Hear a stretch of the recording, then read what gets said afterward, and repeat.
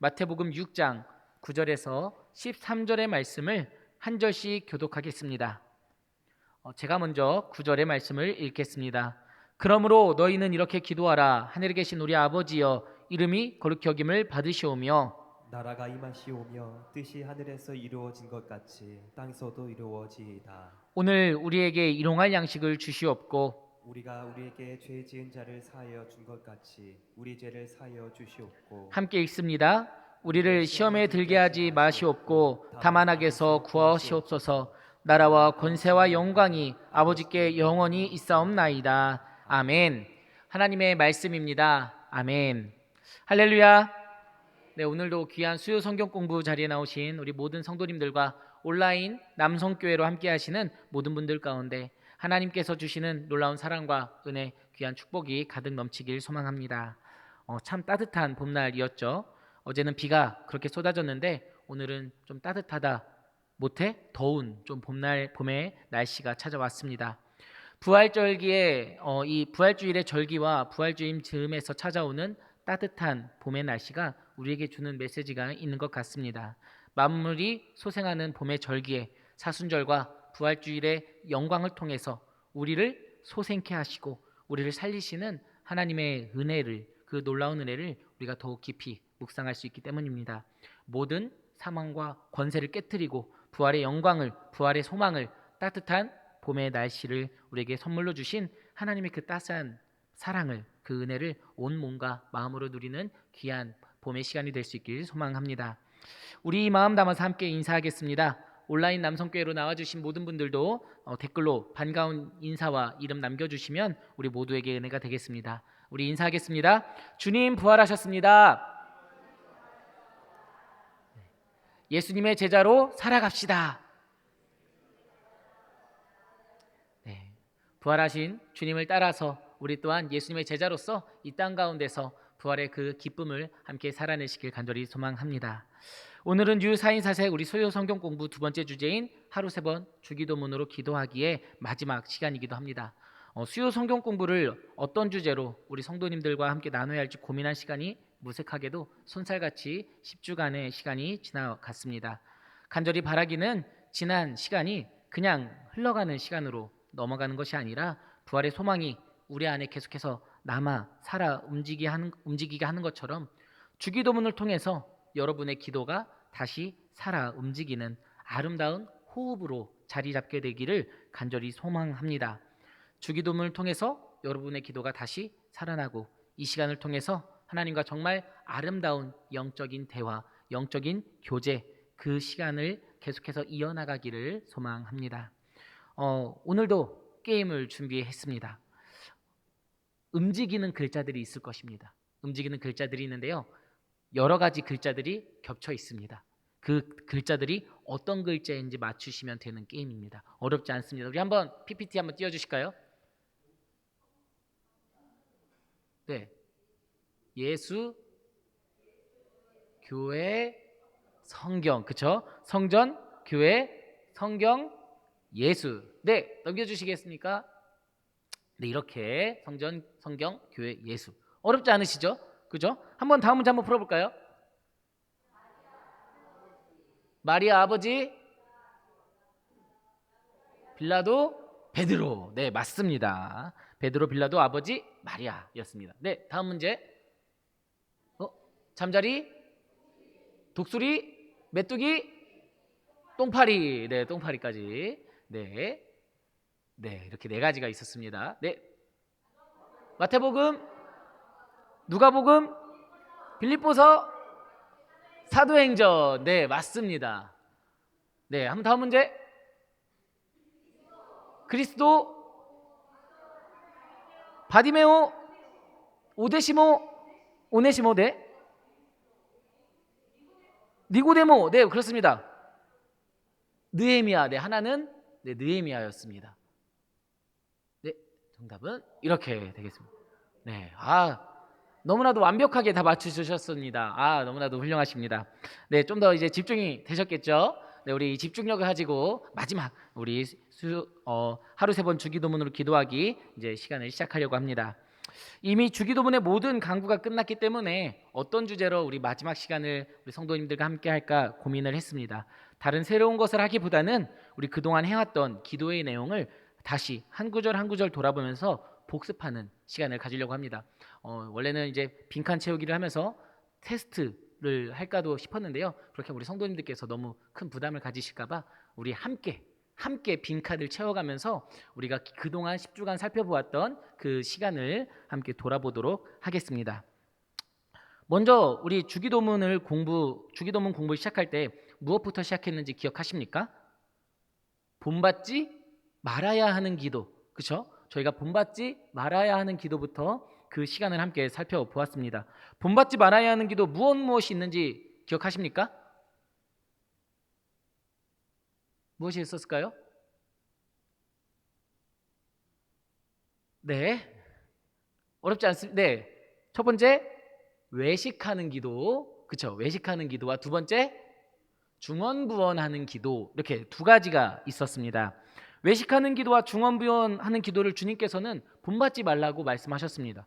그 이유는 무엇이었을까요? 바로 두 기도 모두 하나님을 향한 기도가 아니었기 때문입니다.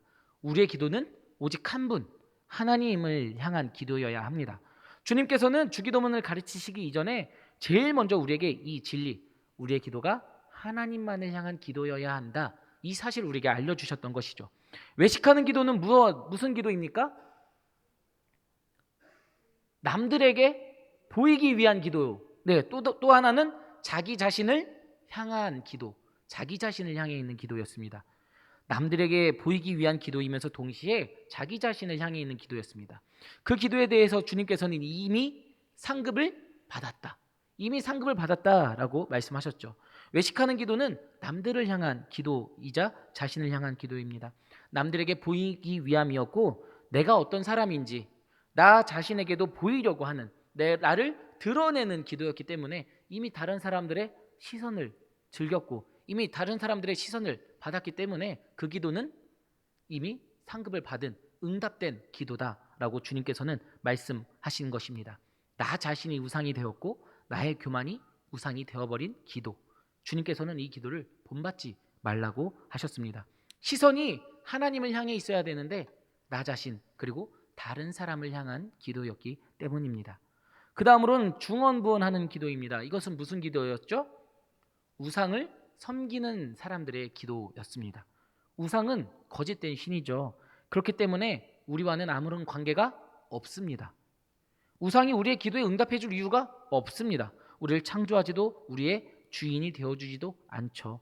그래서 우리의 노력이 필요한 겁니다. 그래서 중언부언, 계속해서 똑같은 말을 반복하는 것입니다. 이렇게 해야지 우상이 들어줄 줄 알고서 그렇게 계속해서 똑같은 기도만을 반복하는 그 기도를 주님께서는 경계해야 된다, 본받지 말아야 한다라고 말씀하셨습니다. 우리의 기도를 들어주지 않을 거라는 불안감, 그로 인해 드리는 것이 바로 중언부언하는 기도의 모습이었습니다. 두 가지 모두 잘못된 기도의 모습이죠. 바로 하나님을 향한 기도가 아니었기 때문입니다. 헬라어로 기도란 것이 프로시쿠마이라는 단어의 번역이라고 했습니다. 이것의 뜻은 하나님만을 향하여 원하다라는 뜻을 가지고 있습니다. 하나님을 향하여 원하다라는 뜻입니다. 기도는 그냥 우리가 원하는 것만을 이야기하는 것이 아니라, 우리의 소원만을 이야기하는 것이 아니라 하나님과 하는 대화인 것이죠. 대화라는 것은 상대방이 누구인지 알아야 합니다. 내가 대화하고 있는 사람이 누구인지 알아야지 우리가 대화를 이어나갈 수 있기 때문이죠. 우리가 하는 기도는 하나님을 향하여 하는 기도입니다. 그렇기 때문에 하나님이 어떤 분이신지 알아야 하고 그에 대한 대화의 방법도 우리가 알아가야 합니다. 그래서 바로 주기도문이 우리에게 주어진 것입니다. 하나님과의 대화 방법, 이 대화 방법, 교제의 방법을 알아가기 위해서, 알려주시기 위해서 주님께서는 우리에게 주기도문을 알려주셨습니다. 그 당시 하나님과 대화하는 것이 아니라 자신을 내세우기 바쁘고 우상에게 기도하는 모습을 보시고서는 안타깝게 여기시고 주님께서는 우리에게 대화법을 알려주셨습니다. 존 칼빈은 그의 책 기독교 강요에서 주기도문에 대해서 이렇게 적고 있습니다. 아버지께서는 우리의 기도 양식을 정하시고 우리가 그에게 기도해도 좋을 것과 우리에게 유익한 것과 우리가 구할 필요가 있는 것을 모두 한 도표에 적은 듯이 우리에게 제시하셨다. 주기도문이 그러한 한 도표다라는 것이죠. 기도 양식을 정해주시고 모든 기도에 필요한 부분을 주기도문을 통해서 우리에게 알려주셨다라는 의미입니다. 우리가 어떤 내용으로 기도해도 좋을지, 그리고 우리에게 진정으로 유익한 것이 무엇인지, 진정으로 우리의 삶 가운데 필요한 것이 무엇인지 주기도문 안에 다 예비해 두셨다라는 것이죠. 왜 그렇습니까? 하나님이 우리의 아버지가 되어주시기 때문입니다. 하나님께서는 우상들과 같이 우리와 아무런 연관 없는 분이 아니라 우리의 아버지 되시고 우리의 창조주 되시고 우리 삶의 주인이 되어주시기 때문입니다. 그래서 우리는 주님께서 우리에게 가르쳐 주신 그 기도의 방법대로, 그 기도의 양식대로, 순서대로 하나님 앞에 구해야 합니다. 주기도문의 순서도 우리에게 주는 메시지가 있다고 했습니다. 우리 주기도문의 구성 기억하십니까? 첫 번째는 무슨 기도였죠? 하나님 나라를 위한 기도였습니다. 두 번째 부분은 땅의 것을 위한 기도, 마지막으로는 소명과 영광을 올려드리는 모습이 나오죠. 물론 학자에 따라서 제일 처음 나오는 부름과 하나님 나라를 위한 기도를 구분하기도 하지만 우리가 살펴보았던 것은 그 부분을 함께 합쳐서 하나님 나라를 위한 기도, 땅의 것을 위한 기도, 그리고 송영으로 우리가 구분해서 살펴보았습니다. 주기도문의 순서가 우리에게 주는 의미는 무엇일까요? 우리의 삶 속에서 제일 먼저 우선 되어야 할 것은 하나님 나라여야 한다는 것입니다. 이것이 바로 주기도문의 순서가 우리에게 주는 메시지입니다. 마태복음 6장 33절의 말씀에는 이렇게 기록합니다.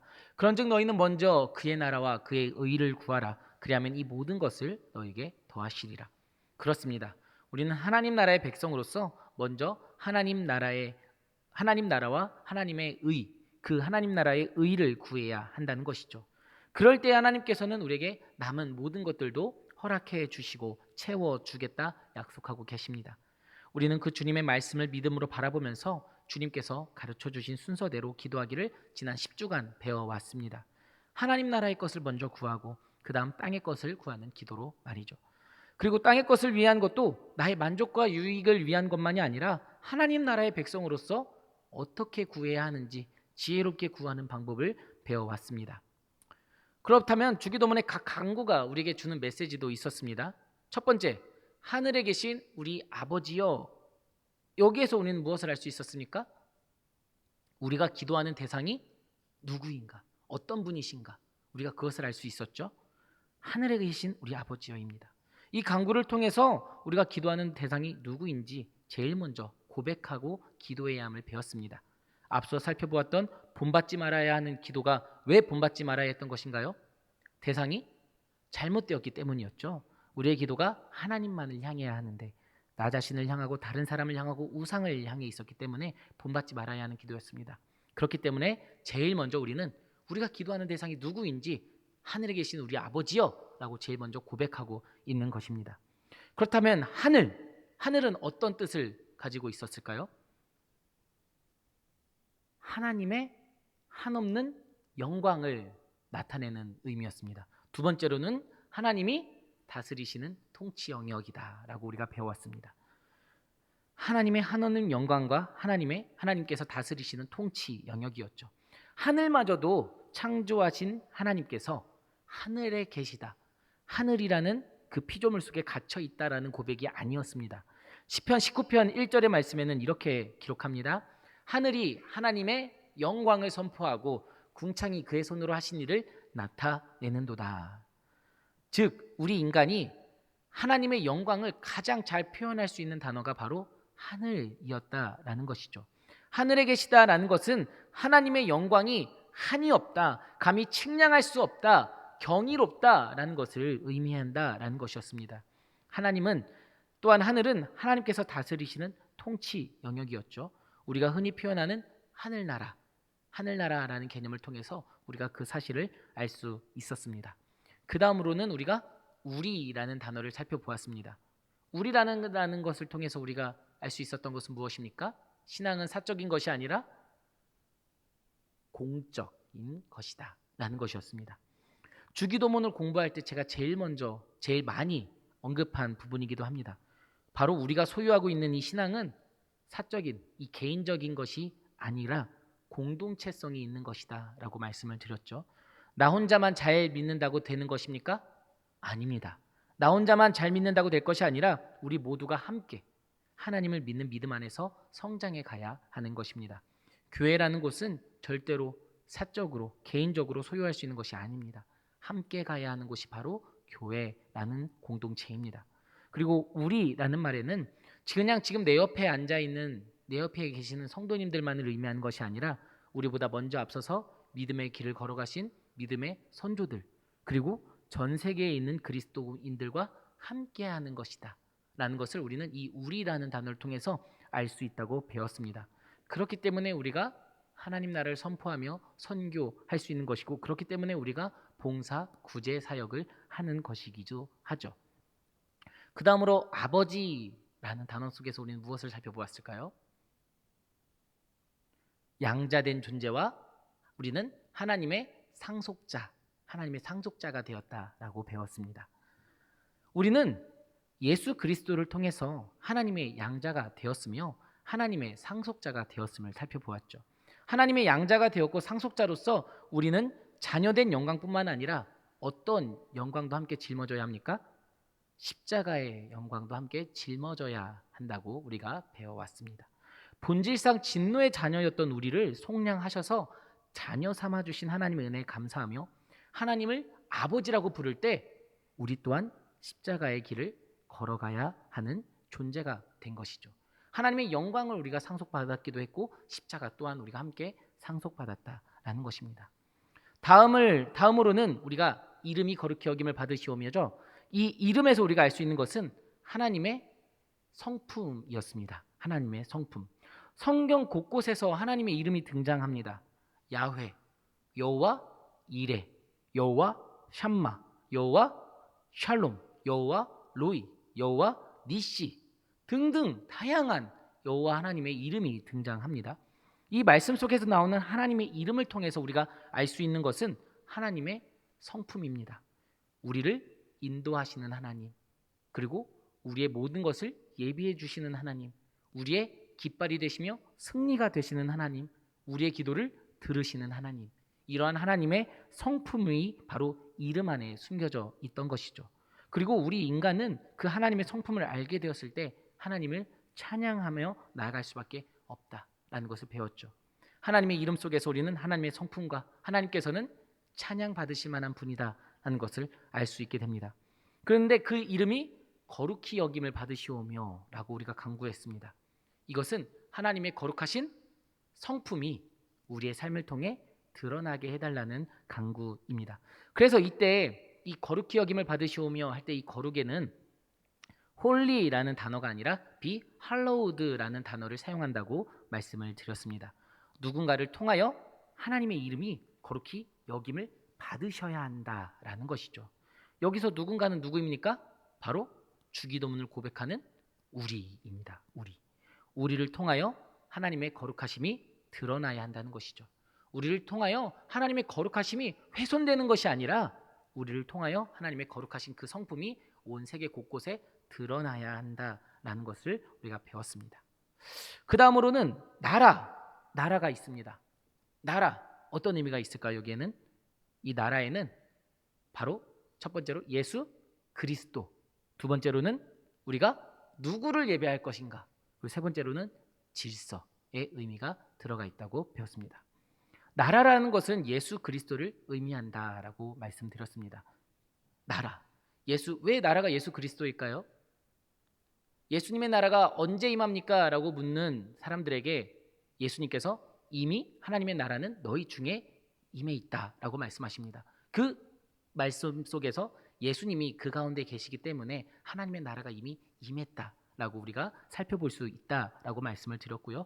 그 다음으로는 이 나라에는 주권이라는 개념이 포함되어 있기 때문에 우리가 하나님을 우리 삶의 주인으로 삼고 하나님만을 예배하겠다라는 결단이 이 나라 안에는 들어간다라고 배웠습니다. 그리고 또한 이 나라라는 것은 하나님의 질서, 하나님 나라의 질서를 의미한다라는 것이죠. 그래서 나라가 이 땅 가운데 임하옵소서 간구하는 것은 예수 그리스도께서 다시 임재하시기를, 우리가 오직 하나님만을 예배하기를, 그리고 하나님 나라의 질서가 우리 삶 가운데 이루어지기를 우리가 간구하는 것이다 라고 배웠습니다. 그 다음에 뜻이 하늘에서와 같이 땅에서도 이루어지옵소서라고 우리가 간구합니다. 뜻에는 무슨 의미가 담겨져 있습니까? 하나님의 뜻은 무엇입니까? 모든 영혼이 하나님께로 돌아오는 것이었죠.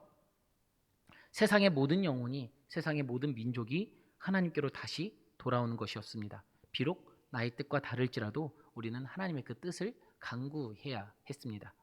그 뜻이 땅에서도 이루어진다. 여기에는 어떤 의미가 포함되어 있을까요? 하나님의 계획하심은 반드시 이루어지며 내 삶의 주권을 하나님께 드리고 하나님의 뜻에 순종하는 삶의 의미를 이 땅에서도 이루어지다에는 담겨져 있습니다. 하나님의 뜻이 하늘에서와 같이 이 땅에서도 이루어지기 위해서는 그 말씀에 순종할 수 있는, 그 뜻에 순종할 수 있는 한 영혼이 필요합니다. 우리의 결단이 필요합니다. 하나님께서 우리의 삶을 들어 사용하시기를 우리가 이 간구를 통해서 하고 있는 것이죠. 하나님 나라를 위한 간구이면서 동시에 우리의 결단이기도 했습니다. 하나님 나라를 위해 우리의 삶을 내어드리겠다라는 결단이었죠. 이제 하나님 나라를 위한 기도가 끝났습니다. 그렇다면 이제 땅의 것을 위한 기도로 넘어가야 되겠죠. 여기까지 괜찮으십니까? 네, 여기까지 다 기억나실까요? 머릿속에?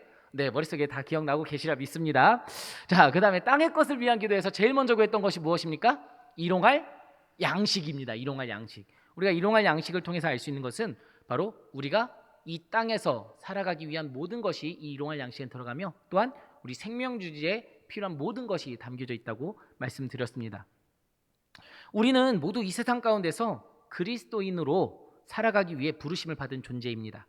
우리가 살아가는 곳은 저 하늘나라입니까?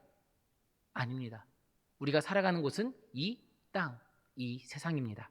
그렇기 때문에 우리는 이 세상의 것을, 이 땅의 것을 하나님 앞에 구하게 됩니다. 변화산의 영광을 바라보며 초막을 짓겠다고 베드로는 말했지만 예수님의 시선은 그 산 아래 땅을 향해 있었습니다.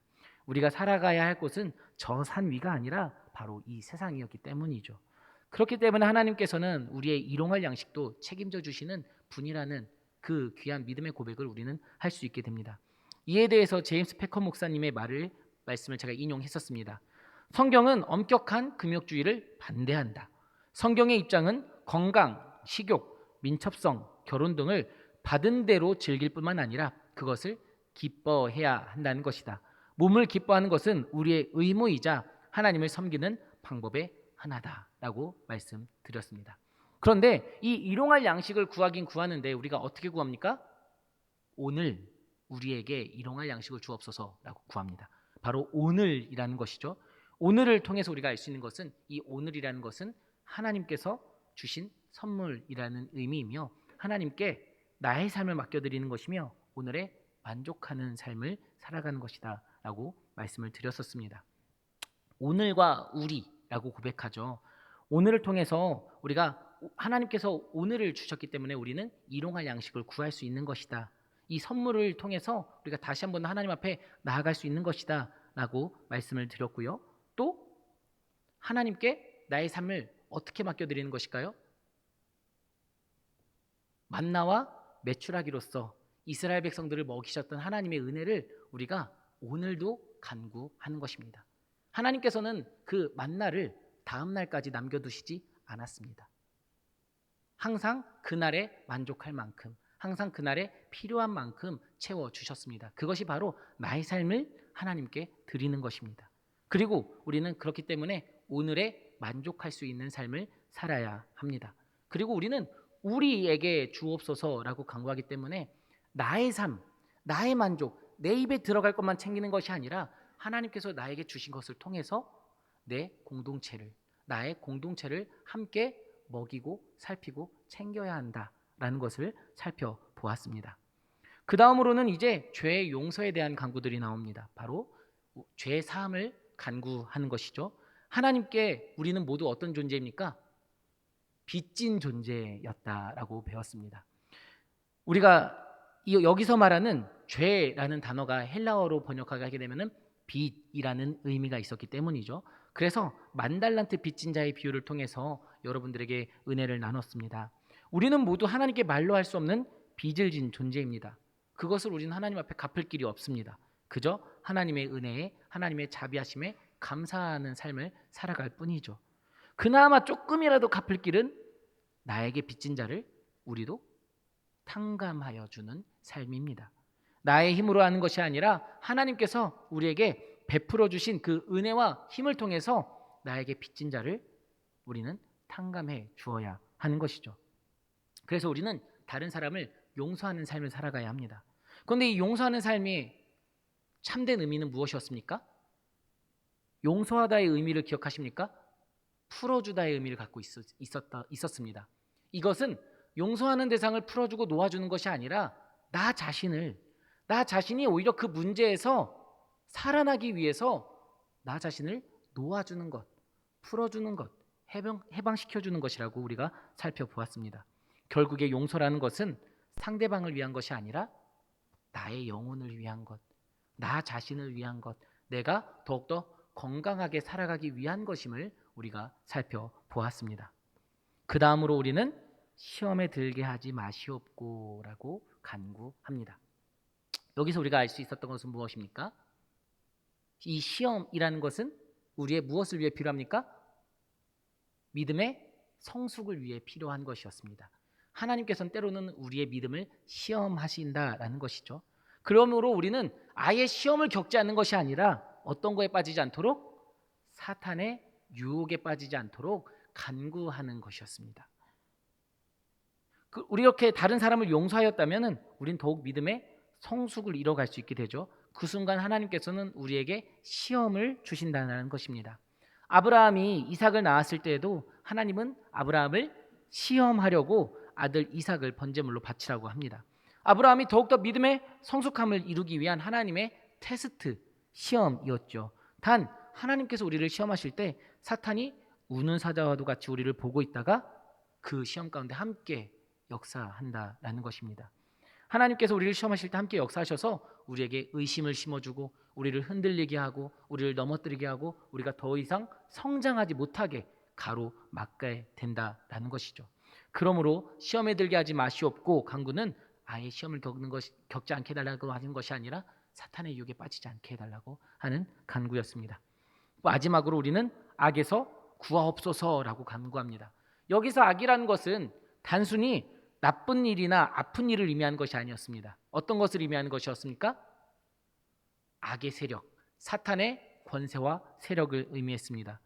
또한 우리가 죄의 권세 가운데서 해방되기를 구하는 것이었죠.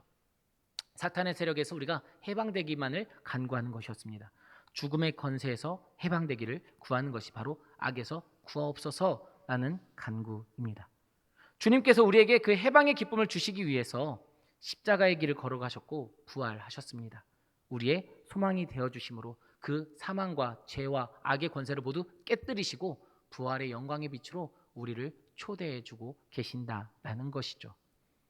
그리고 우리는 하나님께 영광을 마지막으로 올려드립니다. 지난주에 배웠던 것이었죠. 우리 대개 이 말이 무슨 의미였습니까? 기억하십니까? 대개 우리 지난주에 배웠던 지난주에 배웠던 대개 여기에는 바로 왜냐하면이라는 의미가 담겨 있다라고 말씀을 드렸습니다. 대개 나라와 권세와 영광이 아버지께 영원히 아버지의 것입니다. 아멘 하고 우리는 구하는데 대개라는 것은 왜냐하면이라는 의미였습니다. 그래서 마지막 송영의 간구는 없어도 되는 것이 아니라 꼭 필요한 것임을 말씀드렸습니다. 이 송영이 전체 주기도문의 토대, 반석을 이루어주고 있기 때문입니다. 흔들리지 않는 딱 토대로서 받쳐주고 있다라는 것이죠. 대개라는 접속사를 통해서 뒤에 송영과 앞에 모든 간구가 어우러지고 이루어지면서 우리에게 다시 기도의 확신을, 응답의 확신을 그리고 흔들리지 않는 믿음을 허락해주고 있다라는 것이죠. 그래서 대개 왜냐하면 그 다음에 나라와 권세가 영원히 아버지께 있다라고 배웠죠. 이 나라와 권세가 의미하는 것은 무엇입니까? 우리가 앞에서도 살펴보았죠. 하나님의 질서, 하나님의 통치입니다. 전능하신 하나님의 통치입니다. 나라와 권세는 하나님의 통치를 의미했습니다. 우리가 아까 살펴보았던 나라와 연결되는 의미입니다. 모든 통치가 주님께 있음을, 모든 주권이 주님께 있음을 고백하는 것이었죠. 모든 주권이 나에게 있는 것이 아니라 하나님께 있음을 고백하는 것입니다. 대한민국의 주권은 누구에게 있습니까? 국민에게 있습니다. 하지만 하나님 나라의 주권 누구에게 있습니까? 하나님께 있는 것입니다. 나에게 있는 것이 아니라, 하나님 나라 백성에게 있는 것이 아니라 하나님 나라의 주권은 하나님께 있음을 우리가 믿음으로 바라볼 수 있어야 합니다. 우리의 삶의 주권을 하나님께 내어드리고 하나님 나라의 백성으로 살아가는 것입니다. 그렇기 때문에 우리는 하나님께 이렇게 간구합니다 라는 의미가 이 나라와 권세에는 담겨져 있습니다. 그 다음에 영광도 우리가 살펴보았습니다. 이 보이시는 영광은 어떤 의미였을까요? 하나님께서 영광을 보이십니다. 우리가 앞에서도 살펴보았죠? 무엇일까요? 하나님의 성품을 의미합니다. 그리고 받으시는 영광은 무엇일까요? 우리의 삶을 통해 하나님의 성품이 드러나는 것, 우리의 삶을 내어드리는 것을 의미합니다. 보이시는 영광과 받으시는 영광, 이 영광의 의미가 바로 담겨져 있습니다. 여러분, 하나님의 영광이 가장 잘 드러난 곳이 그래서 어디다라고 말씀드렸을까요? 바로 십자가 사건이었다라고 말씀드렸습니다. 하나님의 영광이 가장 잘 드러난 곳, 하나님의 성품, 하나님의 놀라운 성품이 가장 잘 드러난 곳이 바로 십자가였기 때문입니다. 놀라운 하나님의 사랑이 드러난 장소였습니다. 그리고 그 영광이 우리의 삶을 통하여, 하나님의 그 놀라운 사랑이 우리의 삶을 통하여 드러나게 해달라고 마지막으로 간구했던 것이죠. 그런데 그 나라와 권세와 영광이 언제까지나 하나님의 것이라고 우리가 고백합니까? 영원히라고 고백합니다. 영원히라는 것은 과거, 현재, 그리고 미래를 모두 한 번에 아우르는 단어입니다. 과거에도 역사하셨고 지금도 우리의 삶 가운데도 역사하시며 앞으로도 우리의 삶 가운데 역사하실 하나님의 은혜를 우리가 기억해 볼 수 있는 시간이죠. 하나님의 은혜는 미래에만 있는 것이 아닙니다. 과거에만 있는 것이 아닙니다. 과거에도 지금도 미래에도 앞으로도 영원히 하나님께 나라와 권세 그리고 영광이 있다고 우리는 고백해야 합니다. 이미 임했지만 아직 완성되지 않은 그 나라를 우리는 기다리고 있습니다. 하지만 이미 임했기 때문에 우리는 하나님 나라의 기쁨을 누리며 살아갈 수 있습니다. 아직 완성되지 않은 그 나라를 우리는 또다시 기다리며 인내하며 살아가야 합니다. 그 나라를 우리는 기다리면서 영원히 다스리실 하나님의 통치를, 영원히 임하실 하나님 나라의 기쁨을 간구하는 것이죠. 예수님께서 걸어가심으로 시작하셨던 하나님 나라 운동을 우리가 함께 참여하는 것입니다. 그 다음에 제일 마지막에 아멘 하고 우리가 어떻게 합니까? 최종 사인, 우리의 최종 서명을 하는 것입니다. 그리고 진실로 이 모든 것들이 그렇게 될 것이다 라고 고백을 하는 것이죠. 이렇게 우리는 이 모든 주기도문의 간구를 마무리하게 됩니다. 우리의 최종 서명을 마지막에 함으로 인해서 말이죠. 어떻습니까? 좀 기억에 나십니까? 좀 기억에 나십니까? 네. 목사님 하루 만에 하실 수 있으시면서 왜 10주의 시간을 들이셨습니까? 라고 하실 수 있습니다. 하지만 지난 10주의 시간이 없었다면 지금 이 시간이 여러분들에게 조금 더 어렵고 이게 무슨 내용이지 하는 시간이었을 수 있습니다. 이 10주간 한 문장 한 문장 차근차근 살펴보았던 지난 시간이 여러분에게도 귀한 은혜의 시간이었는 줄 믿습니다. 기독교 역사에는 수많은 교리문답이 있습니다. 소요리 문답도 있고요. 하이델베르크 교리문답도 있고 웨스트민스터 대요리문답이라는 것도 있습니다. 그리고 그 수많은 교리문답에서 빼놓지 않고 다루는 내용이 바로 이 주기도문의 내용입니다. 저는 그 수많은 교리문답에서 주기도문을 괜히 다루고 있지 않다라고 생각합니다. 교리문답은 믿는 그리스도인들이 주고받았던, 그 사람들이 기독교로 들어올 때 주고받아야 하는 질문의 내용이기도 하죠. 세례를 받을 때 그래서 교육을 하는 용도로서 사용을 합니다. 이곳에는 우리 그리스도인들의 신앙의 고백이 담겨져 있습니다. 그만큼 주기도문은 세례를 받는 그리스도인에게 아주 중요한 내용이다라는 것이죠. 제가 우리 남성교회에 와서 감사한 것 중 하나가 바로 새벽마다 그리고 많은 예배와 모임 시에 이 주기도문으로서 마무리를 하는 것입니다. 이 거룩한 신앙의 전통이 우리 가운데 끊어지지 않고 우리의 다음 세대까지 전달될 수 있기를 간절히 소망합니다. 제가 제일 첫 번째 시간에 말씀드렸던 것이 있습니다. 기도는 영혼의 호흡, 영적인 대화라고 말이죠. 주기도문은 영혼의 하임리법이다라고도 말씀을 드렸었습니다. 막힌 우리의 호흡을, 영적인 호흡을 뚫어주는 것이 바로 이 주기도문이었다라고 말이죠. 주기도문은 우리 영혼의 건강한 호흡법입니다. 수영을 할 때는 음파 하면서 그에 맞는 호흡법을 해야 합니다. 축구를 할 때에도 그에 맞는 호흡법이 있다고 하더라고요. 그리고 최근에 알았는데 출산을 할 때에도 호흡이 굉장히 중요하다고 합니다. 끊어지면 안 된다고 하더라고요. 산모와 아이 모두에게 그 호흡이 굉장히 중요하다고 합니다. 이처럼 저마다 상황에 맞는 호흡법이 있고 건강한 호흡법이 있습니다. 사랑하는 여러분, 이 세상에서 살아갈 때도 호흡이 이렇게 중요한데, 호흡법이 이렇게 중요한데 우리의 영이 살기 위해서는 우리의 영적인 호흡이 얼마나 중요하겠습니까?